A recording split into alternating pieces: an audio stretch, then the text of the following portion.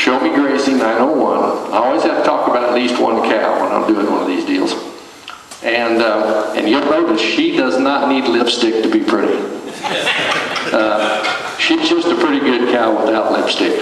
And watching this, having the morning events here, I had not met Blaine Luetkemeyer, and was curious, asked a lot of questions, and got to spend about an hour with him this last week, maybe a little bit longer than that, and was really impressed, very impressed that he thought so much like I thought, and he thought that way without me priming the pump. I would ask him a question, and his answers were almost identical with how I thought about how things should be. So without any further comments, I'd like to introduce to you Mr. Blaine Luetkemeyer. I've got a few prepared comments here, and then we'll have some time for some questions. I'm the only candidate in the race for Congress that has any experience on the farm. My wife Jackie and I own and operate my great-grandmother's farm, which we purchased about 3 years ago. It's 160 acres near St. Elizabeth. Raised hogs and cattle for about 20 years as growing up.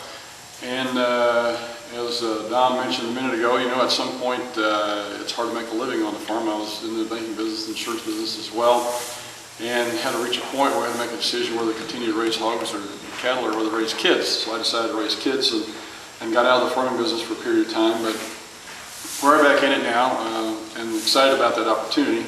But still continue to work with farmers in the farming community every day with our businesses. So we understand their concerns, their problems, how difficult it is to make a living, and what the problems are of those farmers as they try to make that living. At a time when there are fewer and fewer farmers serving in government, this is an experience I think is vital to becoming an effective representative for the people of this 9th District. The 9th District has more than 22,000 farms. 21% of the state's total number of farms is located here in the 9th Congressional District.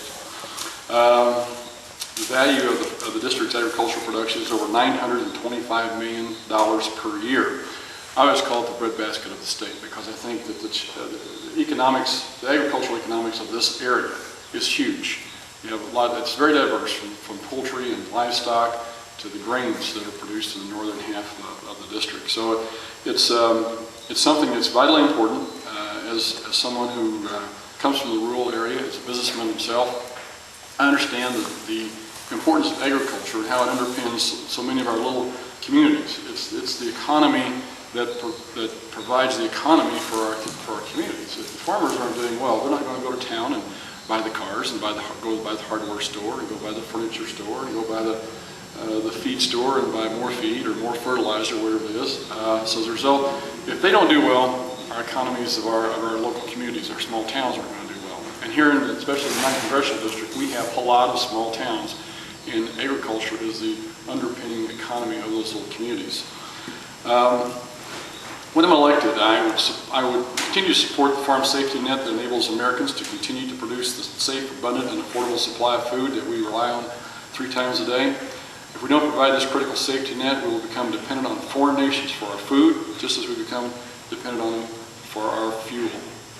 I also would be willing to go to Washington and fight for all those who rely on the Missouri and Mississippi rivers for agriculture, irrigation, flood control, navigation, water supply, and power generation. I'm committed to working with the citizens of the 9th to advance the modernization of the network of locks and dams on the Mississippi River. It's a huge, huge issue. The continuation of the transportation of our produce up and down the river, as well as the input things that go into the fertilizer, is a huge thing that comes up and down the river as well in Oregon. So it's a huge issue that we have to work with. The locks and dams are an important part of the economic development transportation tool that we need to continue to have in place to be able to allow our farmers to be able to maximize their ability to and maximize their profits and minimize their costs. I also committed to continuing the progress from Holzhau's leadership on the Missouri River issues. You can rest assured that I'm going to defend our water rights when they're challenged by the upper basin states like Montana and the Dakotas. I've been an aggressive advocate for this district when it comes to dealing with federal agencies over the management of the Missouri River. I've witnessed the U.S. Army Corps of Engineers and the U.S. Fish and Wildlife Service order artificial spring rises, flow changes, and other management actions with little or no regard for the increased risk these actions place on agricultural and commercial interests along the river. These actions are taken to promote the recovery of endangered species, and while I support recovering endangered species, like you, I know that farmers are good stewards of the environment. However, I think it's time that the federal government work with us, not against us, when it comes to the way the river is managed. And for an example with regards to this, I've got some experience working with the Corps and the Department of Conservation with regards to the management of and operation of MRNUE and the plant there at Bengal Dam. They've gone through a series of meetings over the last 5 years to get relicensed, and the Corps and the Department of Conservation worked with the Bengal Dam and MRNUE officials to get that all done. And there was a lot of issues that dealt with the farmers both above and below the dam, and those are things that we tried to work with those groups and help address as well. So we've got some experience working with those things, and those are issues that I think are important that we need to be real to have some experience to work on. I support value-added cooperatives because they allow farmers to make more money off their products while keeping prices low and ensuring quality. I think the government should encourage and promote cooperatives and other innovative business models that benefit farmers and consumers, and that's why we're here today at Show Me Farms. Don has got the perfect model for those who are interested in value-added activities and utilize their own farms and their own produce in a way that they can add value to it. He's done it in many different facets of his operation here.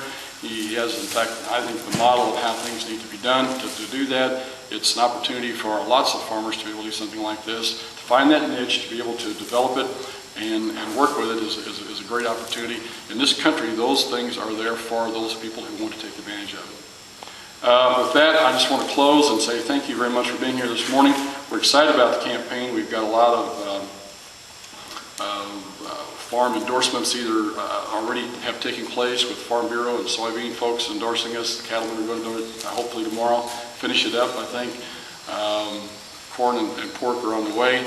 So we've got the background of the farming community, agricultural community, because they realize that we are the candidate that understands the needs, the concerns, and the problems of the farming community and best represent those in Washington, D.C.